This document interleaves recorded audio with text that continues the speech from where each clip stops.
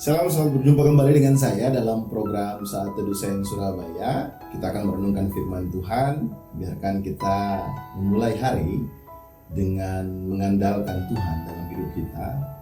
Salah satu caranya adalah dengan kita merenungkan firman terlebih dahulu, sehingga kita bisa tahu apa yang Tuhan katakan bagi kita dan menjadi panduan bagi kita untuk kita bisa berjalan dalam hari ini melakukan setiap aktivitas kita sebagai orang percaya. Begitu, bagi rekan-rekan yang mau mendapatkan bahan renungan ini bisa dapatkan juga di Instagramnya Shine Surabaya, yaitu @shine_surabaya, dan juga Facebooknya Shine Surabaya, yaitu Shine Surabaya. Sebelum kita merenungkan firman Tuhan, mari kita satu di dalam doa. Bapa, kami bersyukur untuk kebaikan Tuhan bagi kami, sehingga saat ini kami boleh merenungkan firman Tuhan bersama-sama. Kiranya Tuhan memberkati kami, Roh Kudus menjamah hati kami, membukakan pikiran kami, sehingga kami bisa mengerti apa yang menjadi kehendak Tuhan bagi kehidupan kami melalui firman Tuhan yang kami renungkan pada hari ini. Hamba-Mu yang akan memandu kebenaran firman ini, Tuhan bicara bagi hamba, nyatakan isi hatimu sehingga hamba menjadi alat-Mu untuk menyampaikan kebenaran-Mu, Tuhan. Terima kasih Bapa, di dalam nama Tuhan Yesus, haleluya, amin. Hari ini saya ingin membagikan bagi kita semua adalah telah mematahkan kuasa maut, yang terambil dari 2 Timotius pasal 1 ayat 6 sampai ayat yang ke-12. Untuk itu saya ajak kita semua untuk membuka Alkitab kita dan kita baca firman Tuhan bersama-sama, tapi izinkan saya untuk membacakan bagi kita semua, memandu kita semua. 2 Timotius pasal 1 ayat 6 sampai ayat yang ke-12. Karena itulah kuperingatkan engkau untuk mengobarkan karunia Allah yang ada padamu oleh penumpangan tanganku atasmu. Sebab Allah memberikan kepada kita bukan roh ketakutan, melainkan roh yang membangkitkan kekuatan, kasih, dan ketertiban. Jadi, janganlah malu bersaksi tentang Tuhan kita, dan janganlah malu karena aku, seorang hukuman karena Dia, melainkan ikutlah menderita bagi Injilnya oleh kekuatan Allah. Dialah yang menyelamatkan kita dan memanggil kita dengan panggilan kudus, bukan berdasarkan perbuatan kita, melainkan berdasarkan maksud dan kasih karunia-Nya sendiri yang telah dikaruniakan kepada kita dalam Kristus Yesus sebelum permulaan zaman, dan yang sekarang dinyatakan oleh kedatangan juru selamat kita, Yesus Kristus, yang oleh Injil telah mematahkan kuasa maut dan mendatangkan hidup yang tidak dapat binasa. Untuk Injil inilah aku telah ditetapkan sebagai pemberita, sebagai rasul, dan sebagai guru.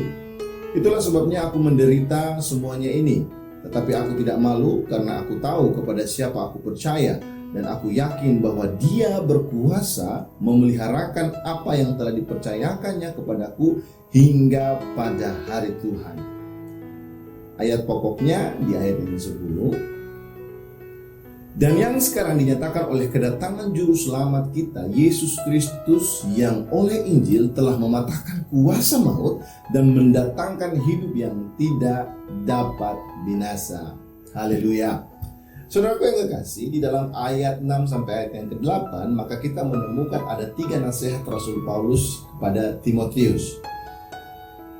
Yang pertama adalah supaya Timotius mengubarkan karunia Allah yang telah diterimanya oleh penumpangan tangan atasnya. Karunia yang dimaksud di sini adalah segala pemberian Allah yang memungkinkan dan memperlengkapi Timotius untuk melayani jemaat di Efesus. Kemudian karena itulah makanya Paulus menasehati Timotius untuk mempergunakan karunia itu dengan lebih berapi-api lagi, dengan lebih berkobar lagi untuk melayani Tuhan di sana. Kemudian nasihat yang kedua yang diberikan kepada Timotius adalah supaya Timotius tidak malu atau tidak takut atau tidak merasa rendah diri dalam memberitakan Injil di sana.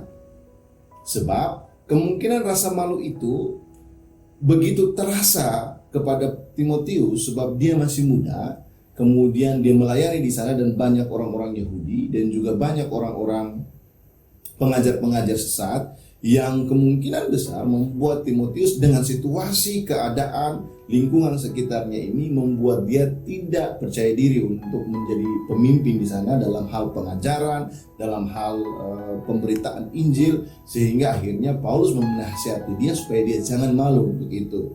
Karena Injil itu adalah dari Tuhan Yesus yang mati, disalibkan sebagai seorang kriminal dalam tanda petik, dan Injil itu juga yang diberitakan oleh Paulus yang kini membuat dia harus masuk di dalam penjara dan bersiap untuk mengambil hukuman mati. Jadi ketika memberitakan Injil dan menyampaikan Injil, penderitaan yang akan diterima oleh Timotius jangan membuat dia menjadi rendah diri. Sebab karena Injil itulah, karena pemberitaan kabar baik itulah yang dibawa oleh Yesus, Yesus dihukum. Begitu juga dengan Paulus yang memberitakan tentang Injil ini, Paulus pun ditangkap dan Paulus pun dihukum. Kemudian yang ketiga, agar Timotius mau ikut mengambil bagian dalam penderitaan yang dialami oleh Paulus ataupun dialami oleh Tuhan Yesus. Nah, kata ikut menderita di sini adalah kata yang mengandung makna dalam berbagai macam penderitaan. Jadi bukan hanya terhadap hal-hal yang khusus, tetapi penderitaan dalam segala aspek kita harus siap untuk mengambil bagian di sana. Saudara, saya ingin bertanya bagi kita semua, apakah kita pernah sering merasa malu untuk memberitakan Injil, bersaksi bagi nama Tuhan?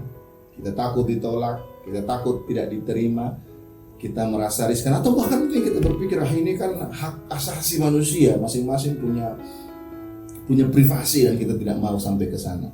Saudaraku yang kekasih, kita dipanggil untuk menjadi saksi. Saksi atas apa? Sebagai pemberitaan, sebagai orang-orang yang membawa berita, kabar baik, berita Injil, yaitu bahwa kita adalah manusia yang sudah berdosa, ya kita adalah manusia yang sudah tidak dapat diselamatkan, tetapi ada kasih karunia yang diberikan melalui Kristus Yesus.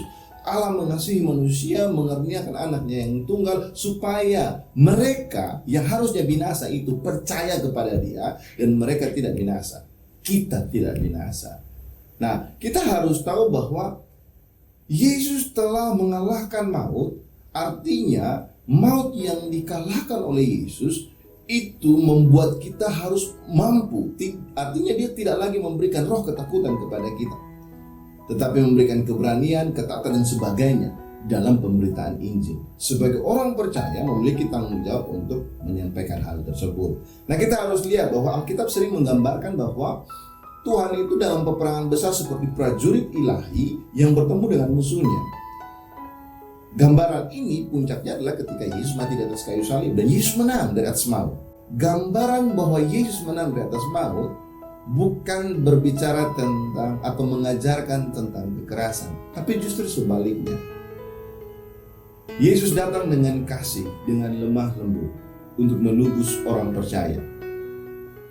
Tapi untuk mendapatkan penebusan itu dengan kasih dan lemah lembut itu, dia harus mengalami kekerasan.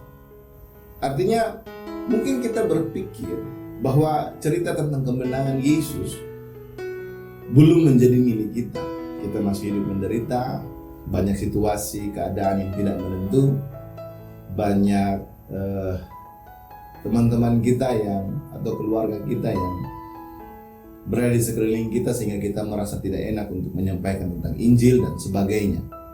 Saudaraku yang kekasih, karena kejahatan atau kegelapan masih menguasai dunia, maka selalu ada orang yang tidak bisa menerima Injil, dan itu adalah sebuah konsekuensi. Tapi bukan di situ persoalannya. Kita harus tahu bahwa Yesus telah mati, bangkit, dan dia telah menang atas maut. Artinya, walaupun kegelapan di tengah-tengah dunia ini, tetapi kita hidup sebagai anak terang. Kita tidak pernah takut dengan hal tersebut, karena Yesus ada bersama-sama dengan kita, memberikan kita keberanian. Itulah pesan harapan iman Kristen yang harus kita nyatakan di tengah-tengah dunia itu. Untuk itu, saudaraku yang kekasih, sama seperti apa yang Rasul Paulus nasihatkan kepada Timotius untuk mengobarkan karunia Allah dalam dirinya, Begitu juga dengan kita ketika kita berada di tengah-tengah dunia ini. Dalam situasi yang mungkin membuat kita canggung, takut, malu, rendah diri, sungkan untuk beritakan Injil, mari kobarkan karunia Allah yang telah Tuhan berikan. Engkau dipanggil untuk memberitakan Injil. Engkau dipanggil untuk menyaksikan, untuk memberitakan kasih karunia Tuhan bagi orang-orang yang ada di sekeliling kita. Kemudian sama seperti nasihat kepada Timotius untuk tidak merasa malu memberitakan Injil dari Tuhan. Karena Yesus pun mengalami hal tersebut, Paulus pun mengalami hal tersebut, begitu pula Timotius, para rasul, para bapak-bapak gereja, bahkan mungkin kita pun tidak boleh malu untuk mengambil bagian dalam memberitakan Injil kasih karunia Tuhan. Yang ketiga, agar Timotius mau menderita bagi Injil tersebut, begitu pula dengan kita semua, mau mengambil bagian dalam penderitaan Injil tersebut. Tapi ingat bahwa Yesus sudah menang atas maut. Penderitaan yang kita alami akan menuntun kita menjadi tahan uji, dan akhirnya menimbulkan pengharapan, dan pengharapan itu tidak pernah mengecewakan. Mari saudaraku yang kekasih, jadilah orang percaya yang mengubarkan karunia Allah dalam dirinya. Jadilah orang percaya yang tidak malu untuk memberitakan Injil.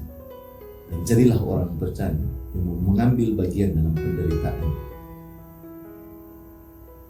di dalam panggilan kita masing-masing. Untuk itu, mari kita menjawab panggilan Tuhan ini dengan berani untuk menjadi orang percaya yang memberitakan, menyaksikan kasih karunia Tuhan bagi orang-orang di sekeliling kita. Mari kita satu di dalam doa. Bapa, kami bersyukur Tuhan untuk anugerah Tuhan bagi kami. Terima kasih untuk firman Tuhan pada hari ini. Kami belajar dari 2 Timotius pasal yang pertama ini Tuhan, ayat 6 sampai ayat yang ke-12, bahwa Tuhan telah mengalahkan maut. Untuk itu kami harus menjadi orang-orang yang mengubarkan karunia Allah dalam hidup kami. Kami menjadi orang-orang yang tidak malu untuk memberitakan Injil kasih karunia Tuhan kepada orang-orang di sekeliling kami. Dan kami menjadi orang-orang percaya yang mengambil bagian dalam penderitaan yang telah Tuhan alami. Dan itu kami percaya bahwa semuanya itu akan menuntun kami kepada pengharapan, dan pengharapan itu tidak mengecewakan. Mari Bapa berdoa untuk setiap orang yang mendengarkan renungan ini. Tuhan memberkati, Tuhan menyertai dimanapun kami berada. Berikan kami keberanian untuk menyatakan kasih karunia Tuhan. Berikan kami keberanian untuk mewartakan kabar baik ini bagi orang-orang di sekeliling kami. Mari Tuhan, hamba juga berdoa secara khusus bagi setiap kami Tuhan.